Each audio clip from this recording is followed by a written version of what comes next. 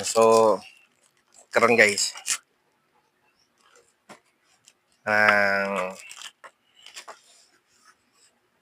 mo na lang niyang nabilin sa tuwang accessories nga gipalit.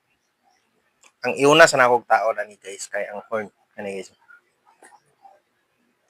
Kuan ni siya ngalan ani nga horn is kuan electromagnetic horn. Electromagnetic horn. Kuan to guys, akong last nga gitaod nga loud horn kay katong compact nga horn. Kuan tsada to siya guys, kusog gid siya. Pero kuan lang, nag-ilis ko ani kay ang nakaapan na to is nadaot ang iyang motor. Kay kuan siya. Siguro kanang mapisikan, siguro kanang pag-washing na ako ba. Kay pressure washer man gud akong ginagamit. Wait lang guys, okay. Pakuha na akong sound. Jesse, kuan sang sound Jesse. Kay kuan tana. Very good. Okay. Thank you, Jesse. Then, na. Sinsya kay guys. Saba kayo. Kanto guys, nag-ilis ko kay kato nadaot na yung motor kay niungot na siya. Ngalan ko kay di na gada kuan baga kuan gagana kong loud horn. Libuto day ang iyang kuan guys. Sige na. Libuto ang iyang fuse. Isa pa siya si gusto ka masuko ko sa imo? Diyan ka. Then, matong naka-decide ko guys niya. Mag-ilis ko ani. Kay kasagara magod magnetic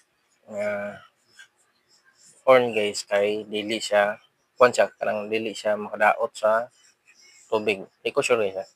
Sa ako lang. I-try ni nato guys. Kay murag inani murag mulahutay siya kung basa-basa man gani guys. Manang lisdan ako inani akong horn. Kay nadaot ang akong compact pero igo na to na pilisdan guys kaya ang wiring ato ako nang giabang daan lang nga wiring ang atong gigamit. Then igo na lang ni ipaslak. Then tapos siya yung mga bracket daan guys. Maguna-una pa ko kung asa ni nako itaon guys.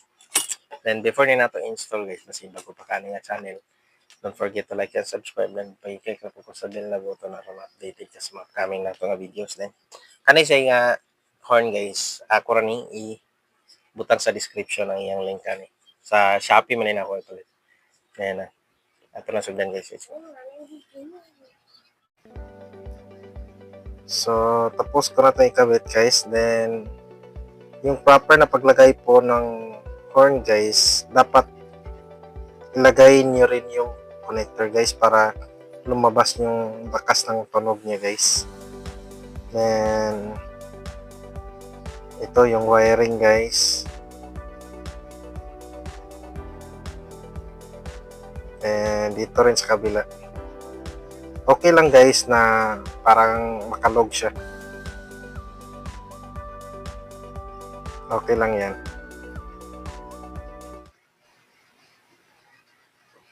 So, yun lang guys. Sa akin lang guys na para lang makakuha kayo ng idea kung paano ko kinabit yung bagong horn ko. Doon ko kasi nilagay yung horn kasi wala nang space doon sa itaas guys sa may fairings ko. Kasi marami kasi yung relay na nilagay ko. Then, hope na nakuha kayo ng idea. Then, sa hindi pa nakasubscribe dyan guys, baka naman. Then, thanks for watching guys. See you na lang sa next na content. Sorry guys, hindi ko pigilan na magsalita ng Bisaya kasi hindi ako fluent mag-Tagalog. Then, salamat guys.